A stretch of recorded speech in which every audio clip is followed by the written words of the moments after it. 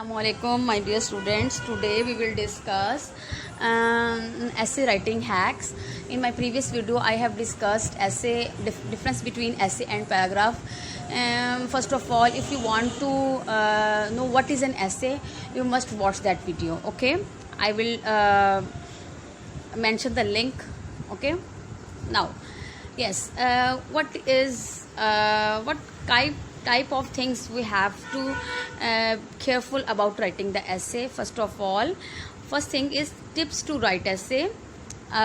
Yes, number one is understanding of topic. Yes, अगर आपको कोई टॉपिक दिया जाता है, जैसे for example if the topic is courtesy, अगर कर्टसी ही आपको टॉपिक दिया जाता है, बट फर्स्ट ऑफ ऑल आपको उसको अंडरस्टैंड करना चाहिए कि आप कर्टसी क्या है. देन आपको पता होना चाहिए कि कर्टसी के बारे में अगर आप राइट करेंगे तो आप क्या क्या राइट कर सकते हैं. शाइस्तगी कहते हैं ना कर्टसी को. आपको उसका मीनिंग पता होना चाहिए, उसका प्रॉपर तरीके से उसकी अंडरस्टैंडिंग होनी चाहिए. देन ही आप जो है if your English is good then you can write by yourself also. ठीक है, तो क्या है, टॉपिक अंडरस्टैंडिंग होनी चाहिए. The next thing which is important, prepare the outline और ब्रेन स्टॉर्मिंग. यानी आपको अपने आउटलाइन प्रिपेयर करनी होगी. यानी कि आपको प्रिपेयर करना होगा कि आपने ऐसे में राइट क्या क्या करना है. आपने ये देखना होगा. Again I will give you the example of like courtesy. अगर कर्टसी की मैं एग्जांपल देती हूँ तो आपको ये देखना होगा कि कर्टसी में आप क्या क्या राइट कर सकते हैं. चलें, डेफिनेशन तो आप राइट कर सकते हैं, आप उसकी यूजेस राइट कर सकते हैं, आप उसके बेनिफिट्स राइट कर सकते हैं, आप उसकी एग्जांपल्स दे सकते हैं. तो आप एक जो है आउटलाइन क्लियर कर लेंगे अपने माइंड में, उसको एक ब्रेनस्टॉर्मिंग करेंगे कि क्या क्या आप राइट कर सकते हैं. Clear. The next thing which is important, introduction और डेफिनेशन. हाँ जी, आपने जाहिर है ऑब्वियसली जब मैंने आपको पहले बता दिया कि आपने उस चीज़ के बारे में अंडरस्टैंडिंग ही होगी या उसकी इंट्रोडक्शन ही आपके पास होगा, डेफिनेशन होगी, तो आप ज़्यादा इजीली उसको अंडरस्टैंड कर सकते हैं. क्लियर. जैसे फॉर एग्जांपल मैं कहती हूँ my favourite hero in history, तो आपको हीरो इन हिस्ट्री के बारे में पता होना चाहिए. हीरो क्या होता है. ठीक है, hero might be anyone. ठीक है, he is not like Quaid Azam और इलामा इकबाल ही सिर्फ हमारे हीरोज़ नहीं हैं.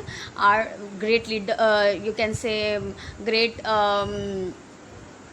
वॉरियर लाइक हज़रत खालिद बिन वलीद भी हमारे हीरो हो सकते हैं.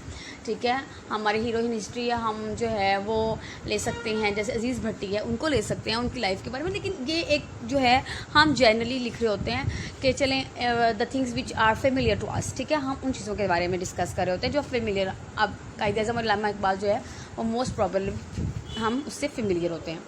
The next thing which will discuss, adding of paragraphs related topic. आपने पैराग्राफ्स को ऐड करना है.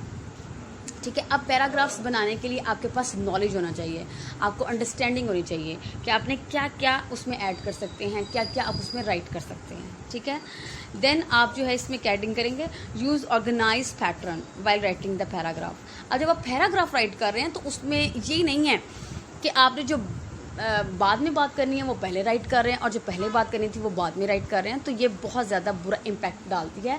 ये आपको थोड़ा सा, क्योंकि राइटर जो एग्जामिनर है वो यही सोचता है कि you are little bit confuse about it ना. तो स्टार्टिंग और मिडल और एंडिंग यही बात बताते हैं कि आपने जो स्टार्ट में राइट करना. ऑब्वियसली अगर आपने डेफिनेशन है, इंट्रोडक्शन देना, तो आप दरमियान में राइट कर देंगे तो it is totally wrong.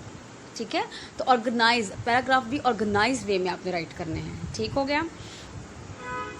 Then use quotations and sayings. Obviously आपने कोटेशंस ऐड ज़रूर करनी है, या किसी की सेइंग्स है तो वो ऐड ज़रूर करें. लाइक अगर आप जो है कर्टसी ही के बारे में अगर डिस्क्राइब कर रहे हैं तो आपने कर्टसी के बारे में, हाँ, हमारे प्यारे नबी हज़रत मोहम्मद सल्लल्लाहु अलैहि वसल्लम के बारे में हम जो है वो माशाल्लाह बहुत कुछ जो है वो डिस्क्राइब कर सकते हैं.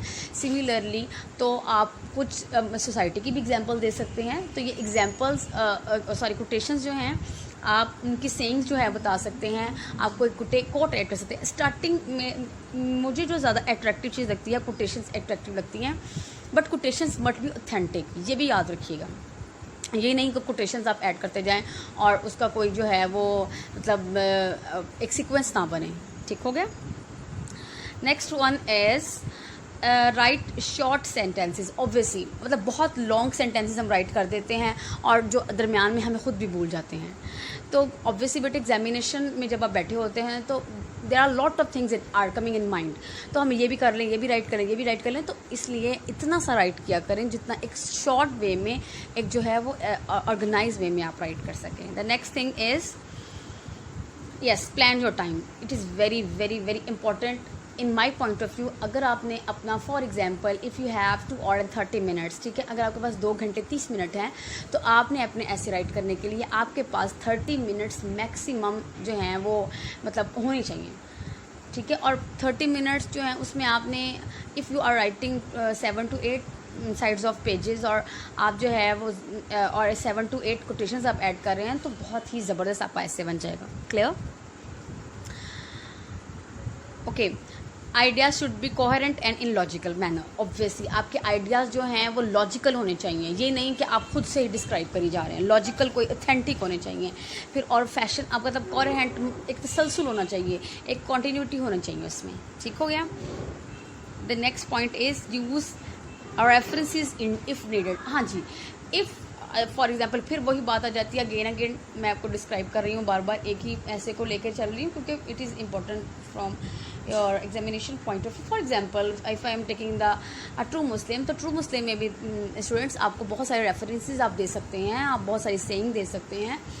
तो ये जो है ये एक अच्छा इम्पैक्ट डालती है। जैसे if you are writing an essay in Urdu, तो उर्दू में भी तो जाहिर सी बात है इरशाद आप लिखते हैं, बहुत कुछ लिखते हैं, तो इसी तरीके से इंग्लिश में भी आप बहुत कुछ राइट कर सकते हैं, but if it is to the point. Clear? अच्छा जी, आगे है जी, starting and ending must be attractive, convincing and firm. जाहिर है स्टार्टिंग और ending my dear students, focus on it, focus on the starting and ending paragraph, ठीक है। इतनी अट्रैक्टिव हो, इतनी कन्विंसिंग हो कि आप अगला बंदा आपका दरमियान वाला पैराग्राफ ना भी पढ़े, आपके पैराग्राफ्स ना भी उसको रीड करे, उसको स्टार्टिंग और एंडिंग इतनी अच्छी अट्रैक्टिव लगे तो वो जो है आपको मार्क्स दे दें। My dear students, work on this, okay. The next is handwriting must be legible. Obviously handwriting बहुत इंपॉर्टेंट मैटर करती है। मैं जो सबसे ज़्यादा बीइंग अ टीचर मैं जो देखती हूँ, आई प्रेफर हैंड राइटिंग। मतलब मैं ये नहीं कहती कि जी जिस बच्चे ने अच्छा लिखा उसे लिखा है वो लाइक है लेकिन उसकी हैंड राइटिंग अच्छी नहीं है तो मैं उसको मार्क्स नहीं दूँगी। मैटर ये नहीं करता, मैटर करता है कि आपकी राइटिंग इतनी अच्छी होनी चाहिए। चलें, मैं ये नहीं कहती बहुत आप उसको एलेबोरेट करें और बहुत पेजेस जो हैं उसको यूटिलाइज़ करें।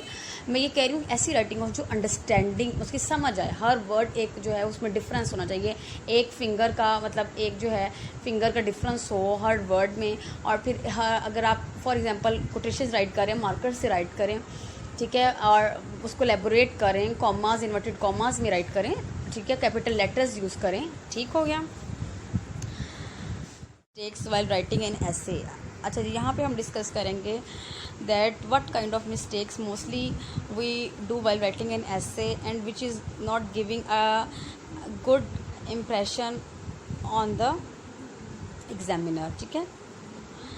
yes, number 1 mistake is repetition of words, sentences and thoughts. it is very very big mistakes from many of the students। और मतलब ये मिस्टेक ऐसी है कि स्टूडेंट्स भी नहीं, सभी तकरीबन हम कर लेते होते हैं अक्सर। तो क्या है कि हम रिपीट कर रहे होते हैं वही आइडियाज़ को बार बार, वही वर्ड्स को और वही सेंटेंसेस को, और ये इतना मतलब पुअर जो है ना इम्प्रेशन शो करता है ऑन द एग्जामिनर कि मतलब वो आगे पढ़ने की जहमत ही नहीं करेगा। तो अवॉइड दीज थिंग्स, ठीक है। The next is making assumptions. Assumptions का मतलब होता है अपने ही एज्यूम करते रहना, मतलब I think so, in my point of view, I thought, don't involve yourself. अपने आप को इन्वॉल्व ना करें। अगर आप for example if you are writing an essay which is based on like your experience, for example a visit to hill station, ठीक है, अगर आप राइट करें तो जाहिर आप अपना बताएंगे ना। इसी तरीके से my last day at school, ठीक है। तो अगर आप जो अपनी चीज़ें यहाँ पर बता रहे हैं वहाँ पर भी ऐसे आपने अपनी चीज़ों को बताना है कि अपने थॉट्स नहीं बताने, जो आपका हो चुका है, कर किया हुआ है, अपने उसी को बताना है, एज्यूम नहीं करना, ठीक है।